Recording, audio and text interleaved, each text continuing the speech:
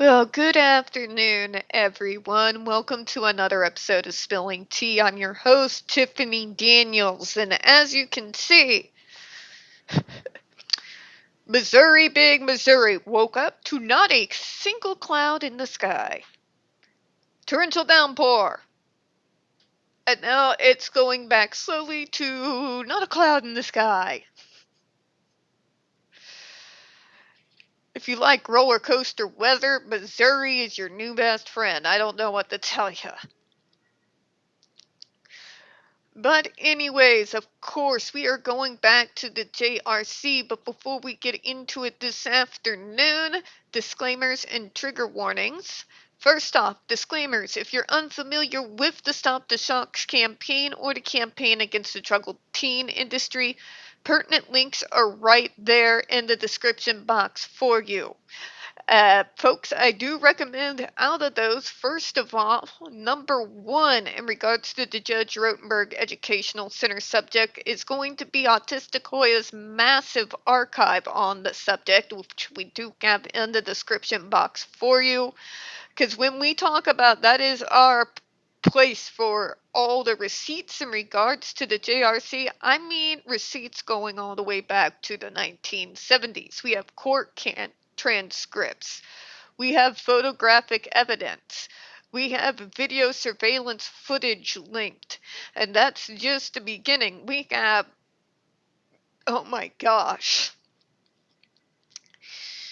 The ER documentation alone goes on for days. So, folks, one of the best places you can go in regards to learning more what they get up to at the JRC.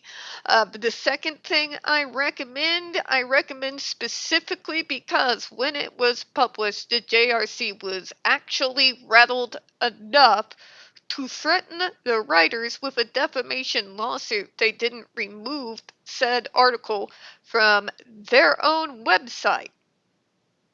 And it's a very, very small and new non-for-profit group fighting for disability rights. So, if they were feeling edgy enough that they felt the need to threaten these folks, that means the article is really good. And in it, the group who wrote it is called Neuroclastic. In that article, they surveyed over 800 ABA professionals, not just in the United States, but all across the world, in regards to the Judge Rotenberg Educational Center's so-called behavior modification program. So, folks, please read that article, and if you're interested in helping out Neuroclastic, I do include the GoFundMe link in the description box as well, because let's face it, lawsuits are not cheap. Threats are also not cheap to deal with. And unlike the JRC, a young advocacy group like that, we can't exactly throw money at lawyers in the same way and capacity that the JRC does. So if you could go ahead and please help out a little bit and donate. If you can't, we understand the situation right now, especially, so please just go ahead and share it, all right?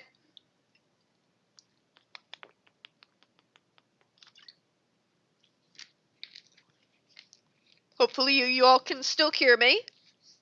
Okay, good. Sorry. Just got this at Silver Dollar City yesterday. Speaking of autistic things, but my dumbass forgot to, before I put it on today, to cut off the tags, because tags drive me completely insane. Major sensory, peeve of mine is how scratchy and weird and stiff little tags are. That doesn't tell you I'm autistic. I don't know what does. But at the very least, I'm not on the floor like I used to be dealing with tags where I'd roll back and forth like I'm just completely out of my mind. Thankfully, I don't do that so much anymore. But you may see me adjusting the back of my shirt a lot, so just kind of forewarning. Trigger warnings. Alright, folks, we do have this channel marked not for kids for a reason. Of course, I do use profanity, and we do cover dark topics like the Judge Rotenberg Educational Center and Agape Boarding School, and you are going to hear some vivid descriptions of and catch clips of surveillance footage of people with mental health issues and disabled people being tortured and abused. So if you have a child that is 16 and younger and they are watching this, parental supervision is advised. Now, for once, while going through the comments, the public comments, in regards to the new FDA proposed rule from around 2023, we are actually reading what the public has submitted in favor and not in favor and why. And this time we're just going to do one comment because what they wrote in response is a little bit longer than usual. So, without further ado, please ignore the name. To whom it may concern, my name is John Doe. I'll just say John Doe. I am an autistic person with a serious mental health disability who works for a national disability rights non-for-profit.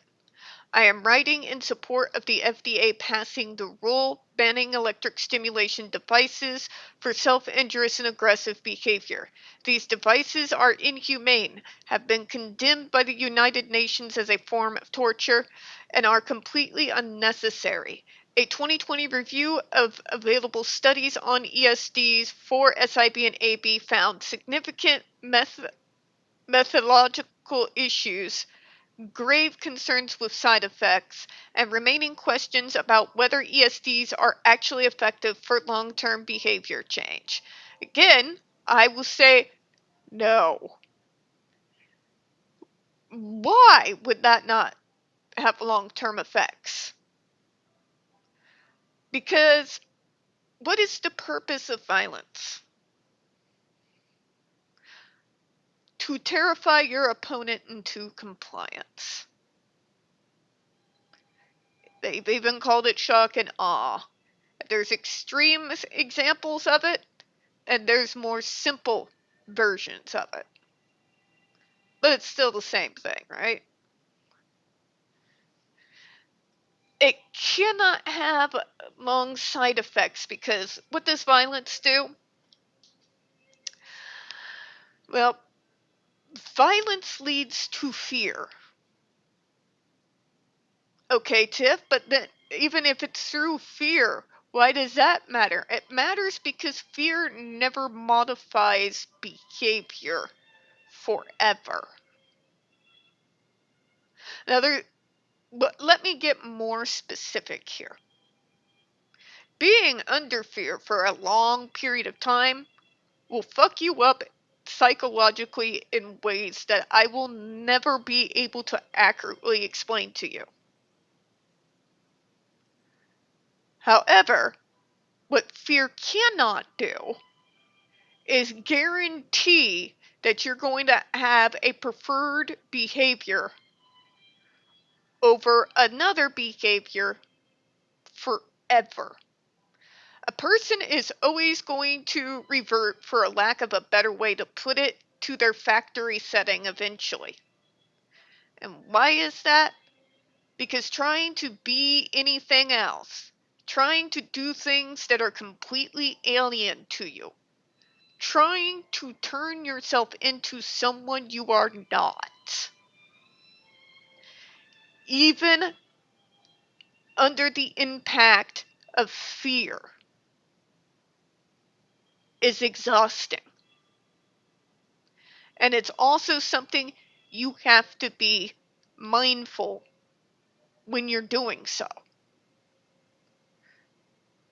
Like, that change in behavior doesn't lead eventually down the road to where those actions will become natural and your default reactions will have been replaced entirely. You'll no longer have the urge to act on factory setting. I'm sorry to bust the bubble on you all, but we are autistic. That shit just doesn't work. We're going to revert to how we naturally are. Because even when we may change a behavior to your liking under fear, eventually just through sheer exhaustion, mental and physical, we're going to default. We're going to go back to factory settings. And when we do that, because the issues that were causing the behaviors you don't like wasn't dealt with, when we go back to factory settings, those behaviors are going to come back. So the idea, well, then obviously we need to shock them and rain more violence upon them, and over the cycle goes. Not only is it inefficient, it's horrifying. It's horrifying that we are forced to act in ways that are entirely alien from us to try to fit in with neurotypicals who are not held to the same standards that we are. Because they almost fetishize what is neurotypical. They've turned it into this near fan fiction, if you will. It's not looking at neurotypicals as they actually are. It is an idealized version that we are supposed to meet, that real neurotypicals don't meet.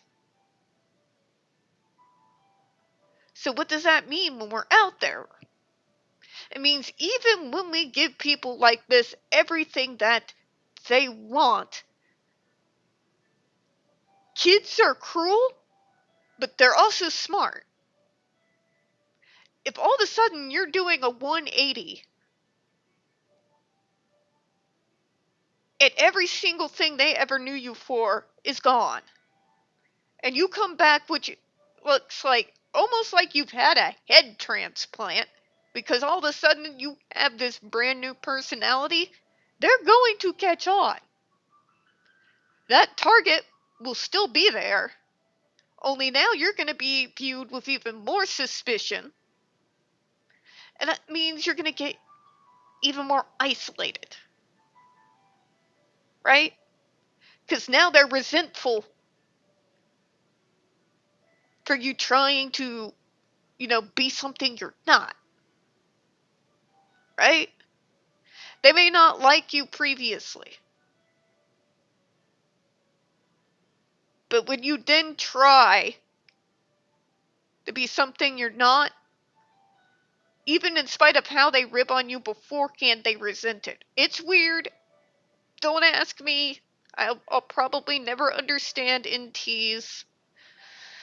Some of them are more understandable than others, like, my mom specifically. But yeah. What I mean, we're going to get exhausted. Which means when we're exhausted, the mask drops.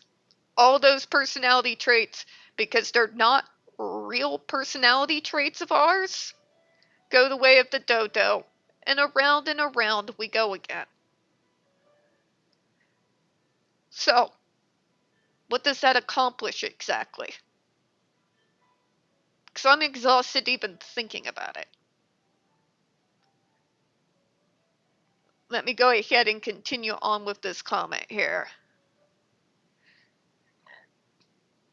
Alright, nobody needs or deserves to be shocked in response to their behavior.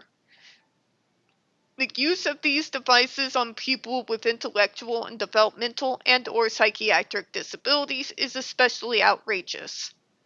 Across the United States, there are thousands of people with intellectual and developmental disabilities and/or mental health disabilities who have self-injurious or aggressive behavior, myself included.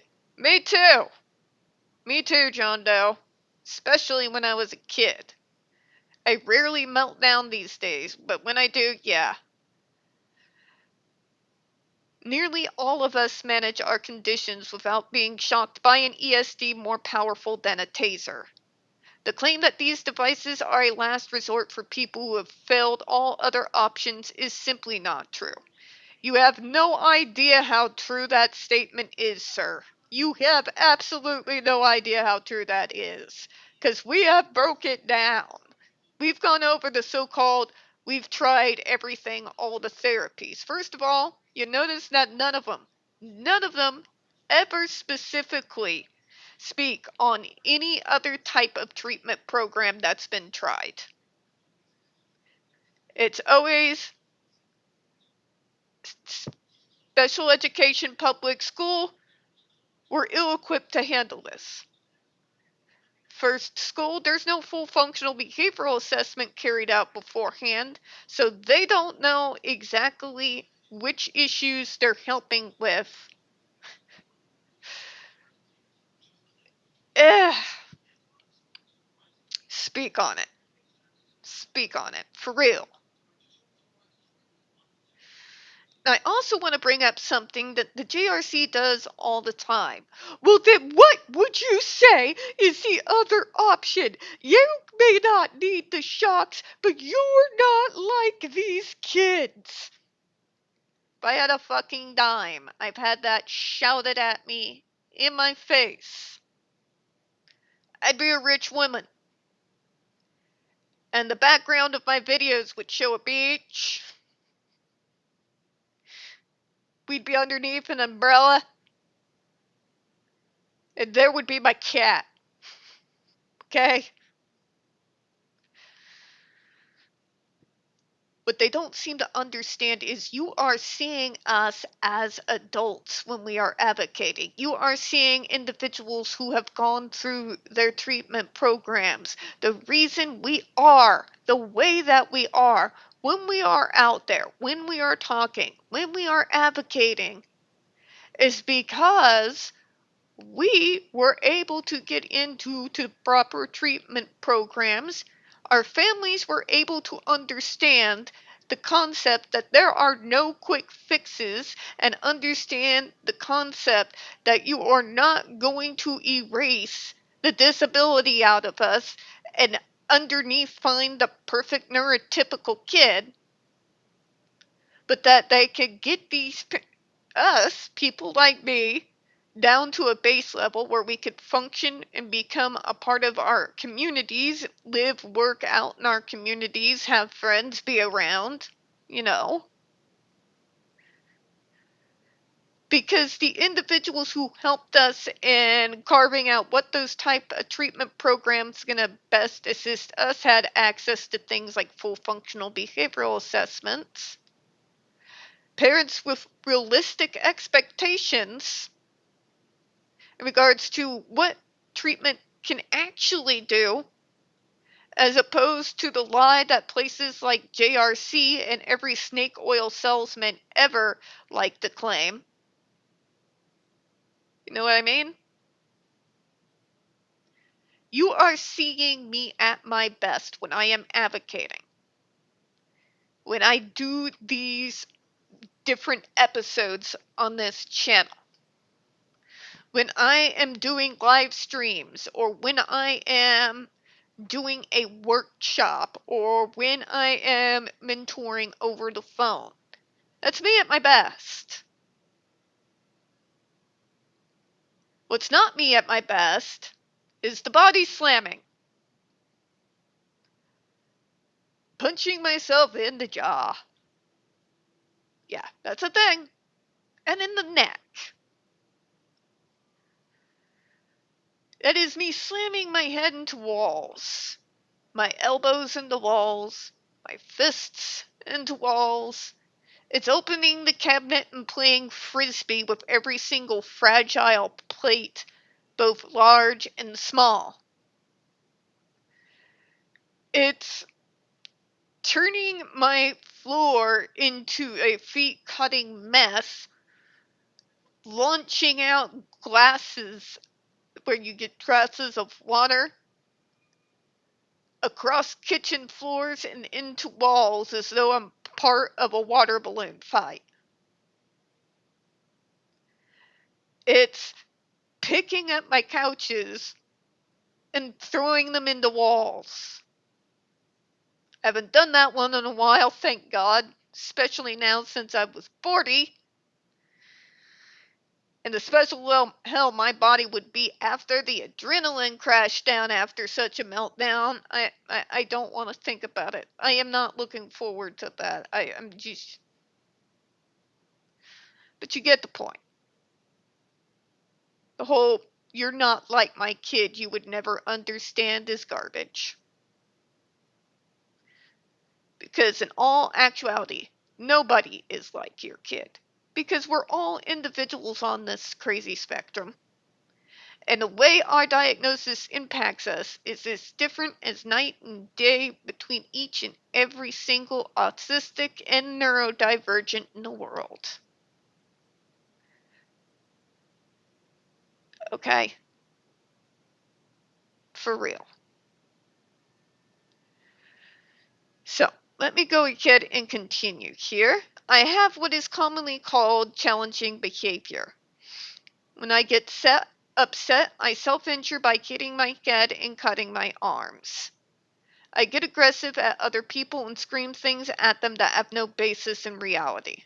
I have received various kinds of supports and interventions for my behavior over the years, some better and some worse. But nobody ever suggested I be sent somewhere that would slap an ESD on me and shock me for being upset. Same. Same. You see,